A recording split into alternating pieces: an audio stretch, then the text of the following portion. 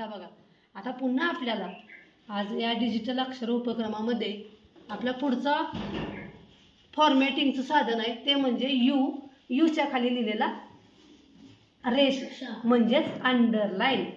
रेष म्हणजेच अंडरलाईन. आता मला ह्या सगळ्या अक्षरांमध्ये समजा एखादा शब्द महत्वाचा आहे म्हणून त्याच्या खाली मला रेष ओढायची असेल तर त्यावेळी आपण ह्या यू म्हणजेच अंडरलाईन ऑप्शनचा वापर करू शकतो.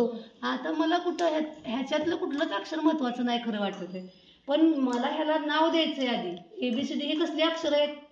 छोटी का मोठी आहेत? मोठी. कॅपिटल की स्मॉल आहेत? हो कॅपिटल आहेत. मग आता पहिल्यांदा आपण त्याचं कॅपिटल नाव लिहून घेऊया. बघा, CAPITAL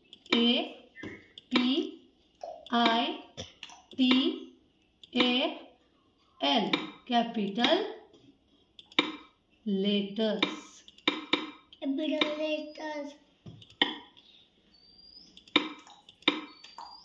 आणि हा ए खाली घेऊया. ओके, म्हणजे आपलं लिहिलेलं नाव वरती आलं का बघा? हो आले. आता ह्या सगळ्या शब्दाला मला खाली रेष ओढायची कारण महत्वाचा शब्द आहे. हो, जसं धड्यामध्ये धड्याचं नाव वरती असतं, ठळक अक्षरात लिहिलेलं असतं, तसं हे वरचं नाव आहे, शीर्षक आहे, आणि मला ह्याच्या खाली काय द्यायची आहे?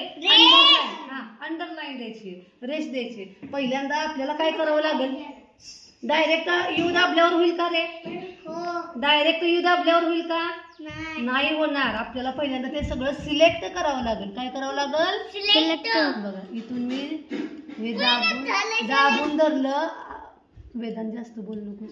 इथून मी दाबून धरलं आणि बघा इथपर्यंत सिलेक्ट केलं. हो, आता ह्या यू वर दाबून बघूया. बघा आता काय आलं? आता काय विचारते ते तुम्हाला रेष कशी पाहिजे? साधी रेष पाहिजे, ठिपक्या ठिपक्यांची रेष पाहिजे, जरा मध्ये गॅप असलेली रेष पाहिजे, झिगझॅग पाहिजे, डबल रेष पाहिजे का ठळक रेष पाहिजे का रस्त्यावर पट्ट्या असतात तशी पाहिजे?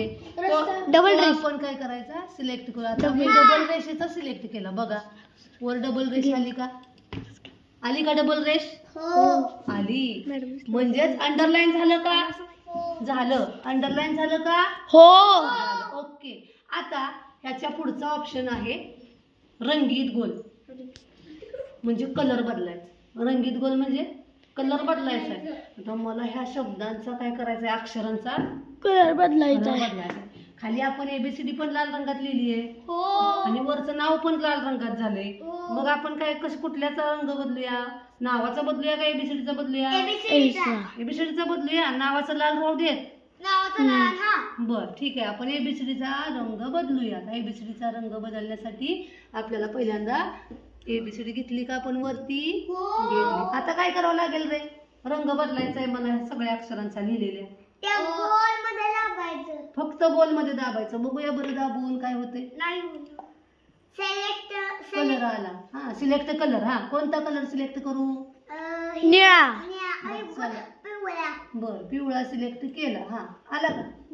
का नाही आला? अगोदर सिलेक्ट करायला पाहिजे. Very good. अगोदर ही सगळी अक्षरं सिलेक्ट केली पाहिजेत ना.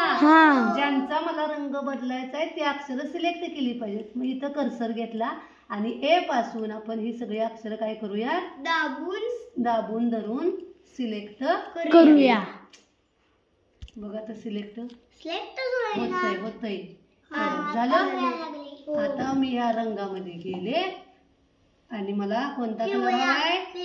जरा डार्क पिवळा घेऊया. ओके, झाला का बघा कलर? आला का? चेंज झाला का? झाला. वरचा लाल राहिलाय का? तसाच राहिलाय कारण आपण लाल सिलेक्ट केलं होतं का? लाल सिलेक्ट केलं होतं का? नव्हतं. जेवढं सिलेक्ट केलं त्यालाच रंग आपल्याला कोणता देता आलाय? बदलता आलाय. 10 मिनिटं. काय करायचं? कुठल्या पांढऱ्याला? हे कागद बदलायचा आहे. कागदाचा रंग कसला असतो आपला? पांढरा. तो पांढराच राहणार. बर, बदलायला अजून आहे ते पुढे आपण नंतर शिकूयात. आधी महत्वाचं शिकूया. हा, बघा आता आपण ऑप्शन बघितला, अंडरलाईन बघितला, आयुष, नंतर अक्षरांचा कलर बदलायचा बघितला. आता पुढचा ऑप्शन बघा दिसतोय इथं आयुष. एच्या पाठीमागं कलर दिसतायत सगळे. म्हणजेच त्याला म्हणायचं अक्षरांना हायलाइट करणे. कार्तिकी काय म्हणायचं त्याला? अक्षरांना हायलाइट करणे. आता अक्षर हायलाइट कधी करतो? मगाच्याच सारखं, जसं मला जो महत्वाचा शब्द वाटला त्याच्या खाली मी अंडरलाईन केली, बरोबर? तसंच मला आता काय करायचं, जो महत्वाचा शब्द आहे तोच हायलाइट करायचा आहे. तुम्हाला दिसण्यासाठी मला हाच शब्द महत्वाचा वाटतोय आणि तो मला तुम्हाला पटकन दिसावा म्हणून मला तो काय करायचा आहे? हायलाइट करायचा आहे. त्याला रंग द्यायचा आहे दुसरा, म्हणजेच या अक्षराच्या पाठीमागं दुसरा रंग येतो. मग आता आपल्याला अक्षर काय करायचंय? हायलाइट करायचंय. काय करायचंय? हायलाइट. हे हा शब्द करायचा आहे. कसं करायला लागेल? पहिल्यांदा काय करावं लागेल? Very good. पहिल्यांदा आपल्याला सिलेक्ट करायचं. या पहिल्या शब्दापासून आपल्याला हे जेवढं अक्षराच्या पाठीमागं आपल्याला हायलाइट करायचंय तेवढी अक्षर सगळी सिलेक्ट केली. आता आपण हायलाइट मध्ये जाऊया. बघा, हायलाइट दाबल्यावर पुन्हा रंग दिसायला लागला. लालच्या मागे लाल रंग देऊया का? नाही. पिवळा चालेल, निळा चालेल, कोणताही तुम्ही त्यातला रंग. ठीक आहे, आपण पिवळा देऊन बघूया. ओके, बघा झालं का हायलाइट? म्हणजे अशा पद्धतीनं आज आपण अक्षर बोल्ड करणं शिकलो. नंतर इटॅलिक हायलाइट करायचंय. खालची अक्षर हायलाइट करायची का? हायलाइट कोणाला करायचं? जे महत्वाचं आहे, पटकन दिसलं पाहिजे डोळ्यांना, तो शब्द आपण काय करतो? हायलाइट करतो. बघा, आता आपण आज बोल्ड शिकलो म्हणजे काय करायला शिकलो? अक्षर ठळक करायला शिकलो. नंतर इटॅलिक म्हणजेच अक्षराचा तिरक करायला शिकलो. नंतर अंडरलाईन द्यायला शिकलो, खाली रेष ओढाय. नंतर अक्षरांचे रंग बदलायला शिकलो. आणि सगळ्यात शेवटी शिकलो ते म्हणजे अक्षर हायलाइट करणे. हायलाइट करणे शिकलो. समजलं का सगळ्यांना? तुम्ही सुद्धा तुमचं जे काम केलेलं तुम्ही लिहिलेलं त्या सगळ्यांमध्ये तुमच्या आवडीनुसार bold, italic, underline, colour change आणि हायलाइट ह्या सगळ्या पद्धती तुम्ही तुमच्या लिखाणामध्ये काय करायच्या? वापरायच्या आहे. त्यानुसार तुम्हाला त्याचे गुण मिळणार आहेत बरं का? मार्क मिळणार आहेत. त्यामुळे सगळ्यांनी आपलं लिखाण काम कसं करायचं? करायचं. कराल ना? ठीक आहे, पुन्हा भेटू पुढच्या व्हिडिओ मध्ये.